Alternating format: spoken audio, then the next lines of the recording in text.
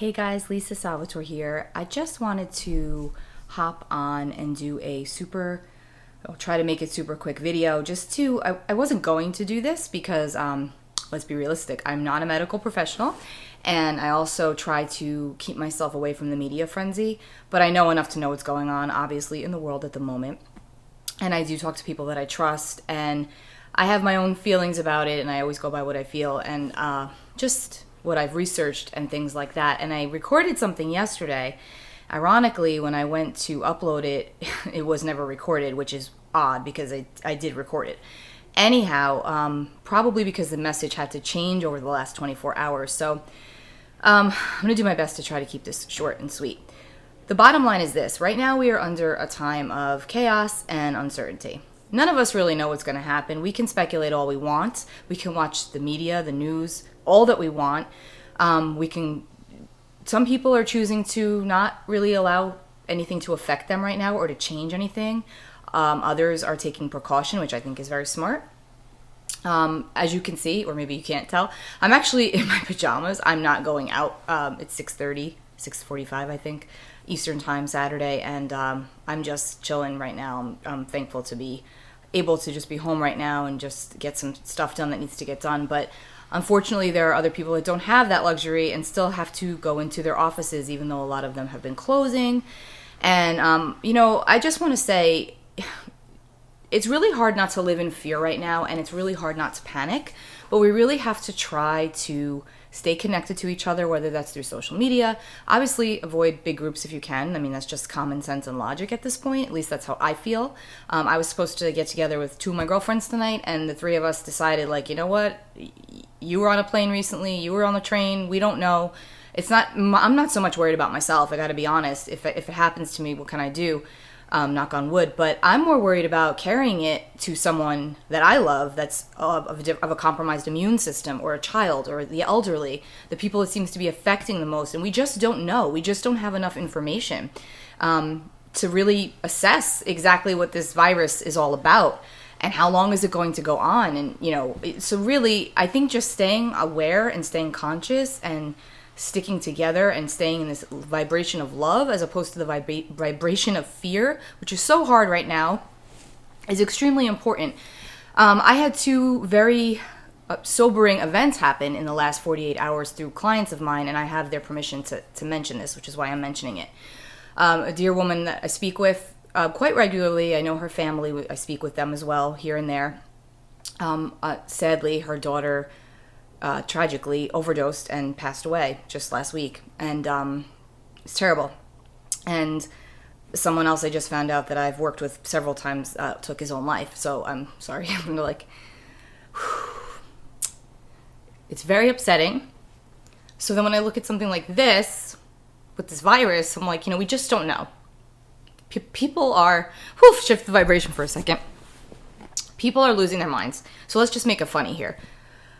I was on the phone with another client today, and we actually started hysterical laughing after we talked about this from this moment of seriousness, because you just can't believe how people can react sometimes. Yes, we're under a crisis. Yes, we have to be careful, but she was driving, and it was pouring rain, and she was driving really slow.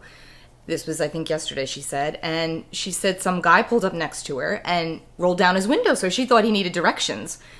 And so she rolls down her window and he says to her, "What's wrong with you, you bitch?" And she just looked at him and she said she was shocked, and she's just like, I didn't even know what to say. And then she just rolled up her window. She sent him love, and she was just like, pray for that man. I hope that he's okay and gets what he needs out of life. He's obviously, my point of that story is he was obviously stressed out and taking it out on a total stranger. And everybody is stressed out right now. So we're going to be seeing a lot of that. So we just really have to try to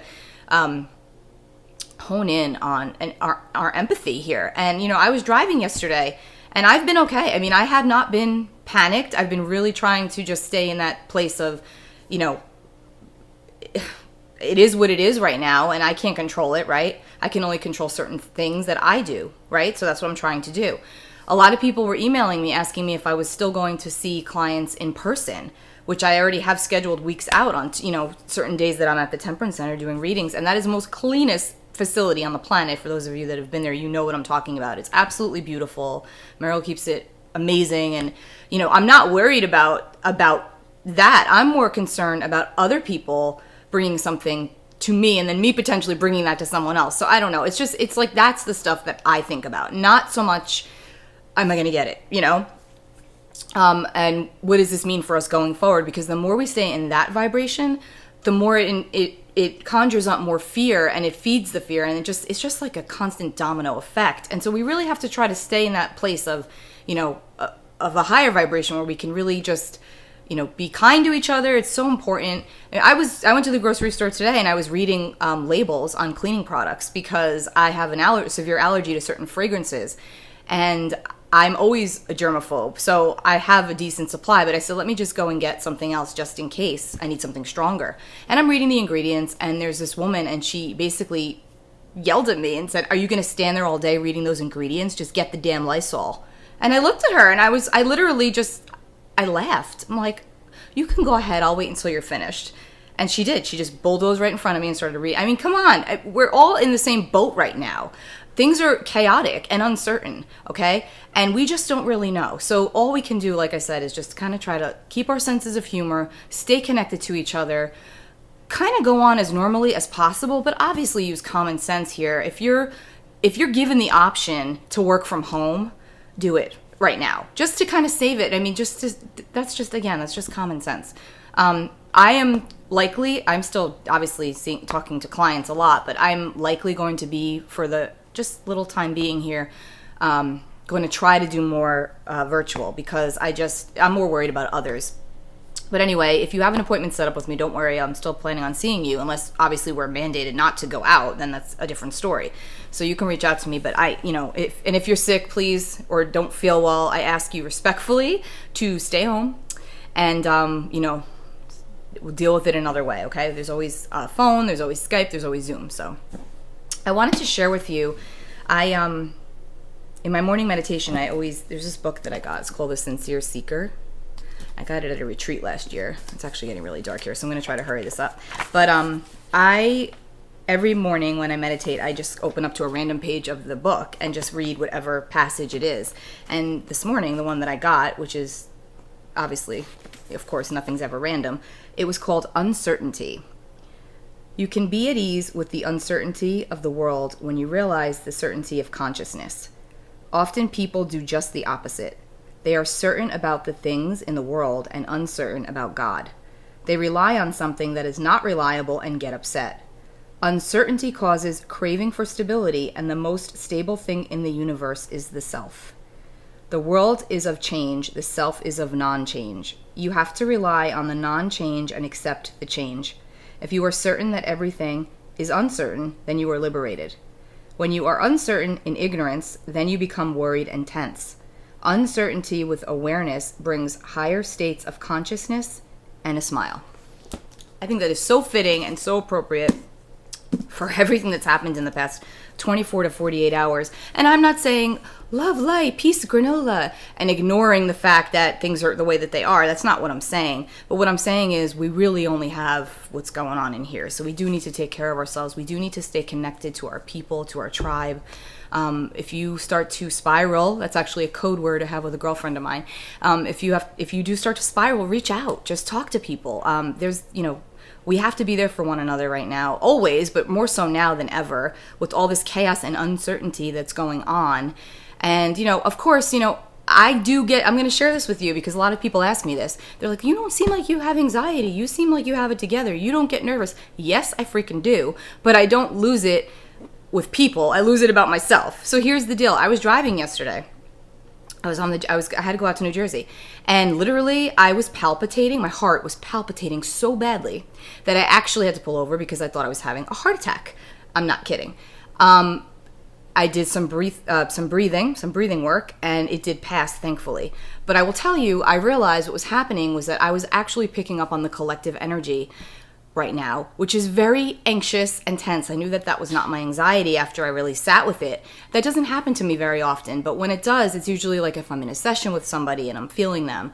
But that was like a whole nother level. And I do have that happen a lot when world events happen. But that was scary. So anyway, my point is, everybody is in a state of anxiety right now. And again, all we really can do is just be there for each other, be kind to one another, support one another. And honestly, not to make light of it, stay home if you are sick. Don't go out in front. Don't go around people. Just do the right thing right now. Use your common sense. That's really all that we can do. Another thing I wanted to say is I actually have this a Bible. It's a medical spiritual Bible that talks about all illnesses from A to Z and all parts of the body and how illnesses generate in certain parts of the body and what it means. Like, in other words, if it attacks your toes or, your nose, whatever. But this particular virus attacks the lungs. And so what we can do right now is obviously the physical part, which is supporting our immune system, taking supplements that help us. For those of you that don't know, I'm also a certified health and wellness coach, so I do know what I'm talking about this. But supplementation helps, vitamin C, B, and D are the big ones. Make sure you have enough magnesium in your diet. Make sure that you're doing leafy greens, having some fruits, more natural foods, less processed foods. Add in some echinacea, some raw honey. Elderberry is an excellent one, but good luck finding it right now. I'm glad I make my own because those shelves are empty, but you can keep checking back. I'm sure it'll be stocked, but elderberry is great. There's so many. I'm sure you all know this, but I'm not saying anything that people don't know. But taking care of what you're putting into your body right now is so important, and managing your stress level, because guess what? If you're freaking out about this, your immunity goes down, and that is when you're more susceptible to getting sick. I'm not even going, just to be safe, I'm not going to the gym right now because the thought of being in a room with people sweating and panting and sweat going everywhere, even if they're not sick, but they're coming from a place where other people were carrying that virus, guess what happens, right? I'm sure we've all gotten sick after a gym session, right? So now more than ever, just be vigilant. And if you do go, just be conscious. Make sure you feel well. Don't be breathing on people. Just take good care. That's really all that we can do right now. So it's getting dark here, so I'm actually going to stop this and just get my light, and I'm going to come back because I want to read you this about the lungs, because it is super important on the psychological, spiritual level that you hear these words, because I feel like it will help a lot of people and give some sort of solace in a time of chaos and uncertainty. So I'm going to be right back. All right, I'm back with my artificial light here so that I can see what I'm reading. Okay, so I was talking about I printed this out, the lungs, how this virus attacks the lungs. That's the most dangerous part of this virus. This is from like I said, the Jackie, I think that's how you say it, Jackie Martel, his Bible. It's the complete dictionary of ailments and diseases from A to Z, in case anybody's interested. And I do also have it as a Kindle edition. So this is the lungs, okay, in general. By the action, I really want you to feel these words. So even if you have to kind of close your eyes right now and just listen to the words and see how this could resonate for either for you or for somebody else in your life. If there's some sort of importance in these words for you. Where am I here? Okay. It is by the action of my two lungs that life circulates in me. They are therefore the air filters for my whole body. I inhale life and I return it to the universe. Properly functioning lungs enable me to aerate each of my cells. It is with my lungs that I become aware that I exist. They represent my capacity to topple all the walls that I've built up myself or that society set in place, as well as my capacity to adjust. They can therefore recognize a distress in living, and this can enable me to air these negative feelings that I must purify with the love that I inhale. Lung diseases such as asthma, bronchitis, sclerosis, lung conditions such as pneumonia, bronchitis, asthma, fibrosis, etc., especially when they're recurring, are the sign that I have a very deep fear of choking or dying. As I'm saying that, I feel like I'm going to choke. I am living at odds with life and my deep aspirations. It is as if my purpose in life was obstructed. I am afraid of facing life. I feel so anxious that I confine myself to living within a very restricted territory that also seems uncertain. I may feel that I have lost my territory or am in the process of losing it, which makes me feel trapped. If I lose it, it is like dying. I am no longer anything. Therefore, I have a certain difficulty in finding my place and managing my relations with the world around me. I feel I am losing myself. As the lungs serve for my breathing, a bad functioning of the lungs will cause a difficulty in transferring oxygen from the air to the blood, a vital function for my survival. This bad functioning only highlights death, which scares me and with which I should deal on more familiar terms. I tend to smother my tears. Sadness weakens my lungs. If I have a pain or a difficulty in breathing, I must ask myself if I am feeling smothered or oppressed in my life. Do I feel I am lacking air or feel asphyxiated, especially in my relations with the members of my family? Do I feel limited or feel that I don't deserve to be happy? I feel like screaming my distress at the top of my lungs. I don't like conflicts and dualities, and I tend to be too conciliatory just to avoid disputes. I feel sad and depressed, and I must learn to acknowledge my personal worth and to do things that please me. My lungs will be affected, especially my breathing. If I previously felt abandoned as a child, if I am an orphan, my trust in life and in adults in general may be shaken, and my lungs will manifest this inner injury. I may have difficulty in facing changes in my life and experiencing separations, especially if a separation from my mother at birth, which physically takes the form of the first breath, was experienced traumatically. My lungs, which should play an important role in the process of becoming autonomous, my throat's like, may interpret this situation as a sort of death to some extent. Am I able to live independently without always needing someone to do things on my behalf? I may harbor macabre ideas that can give rise to a tumor. Although society espouses the idea that cigarettes are what cause lung diseases, it is rather the anxiety over death experienced after consuming tobacco that causes the disease. In the case of pulmonary embolism 6, there is a shattering of joy and of the accumulated sadness that I maintain. I am revolting against my feeling of helplessness. It is as though someone were preventing me, obstructing, the passage to carry out a project or get to a specific place, and depression follows. I no longer feel at home. My emotions and ideas are obstructed. I accept the fact of being constantly protected and guided. Instead of taking pleasure in maintaining old memories that make me melancholy and may further amplify my feeling of being alone and isolated, it would be better for me to look at everything I have and all the abundance that is present in my life. I have the right to have a territory, my own personal place that belongs to nobody else, as they in turn have their own territories. This is how harmony can exist and I can fully flourish. I reclaim the power that is mine and breathe life with full lungs. So, I feel like that might be giving some people anxiety, and please don't, if anything, try to swing it to the positive here, which is what I've been saying for a long time. I even said it in my last video. You have to cultivate a strong inner foundation right now, and not just now because of this virus and everything else going on, but just because in general, the way that the world is right now, it's so important. And the connection, like I said, this is talking about like people with constant lung issues, let's just say. And this isn't going to be the case for everybody, so, it's not a blanket statement. But just in reference to what's been going on, I mean, think about it. This virus is attacking the lungs. So if you're in isolation right now, if you're quarantined, if you're, because I know some people watching this I've worked with some that can't leave their home. They're with their family.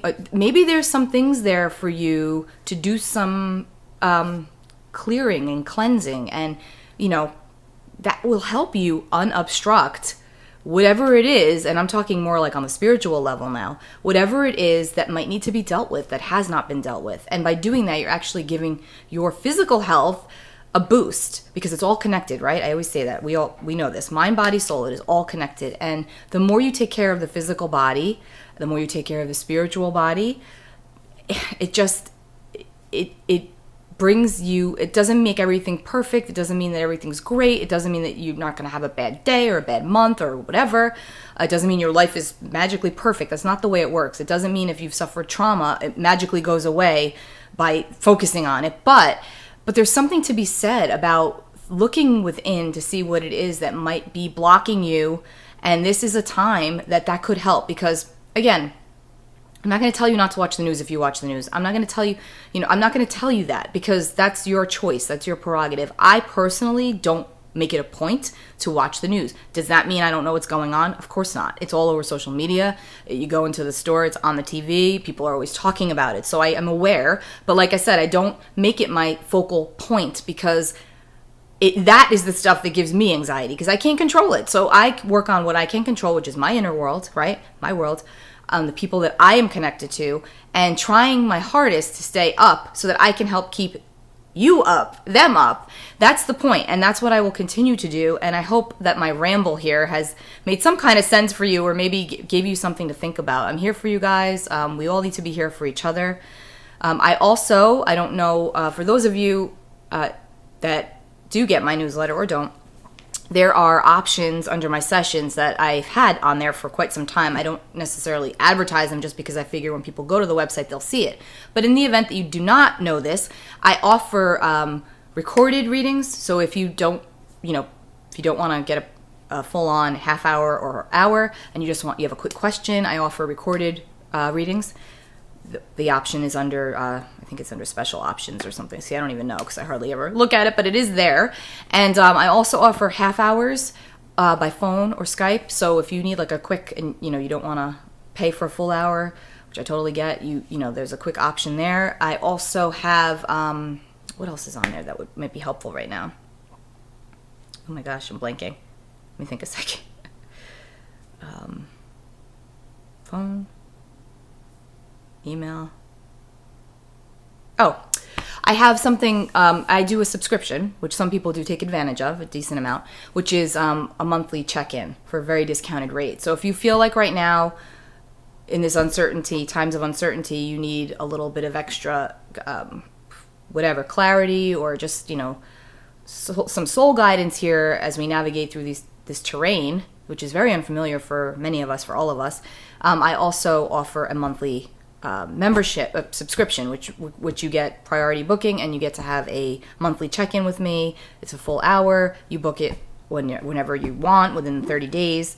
Normally it's like a month to month, but you can cancel it at any time. So you can just like sign on to do it for a couple of months and then decide you don't want it anymore, and it's no big deal. But just to give you some options, because I know a lot of people are wigging out right now. I totally get it. It's really hard not to be, and I'm here for you guys. I hope that you all take really good care of yourselves. Stay on top of the immune system stuff. Do what you can. Do your part.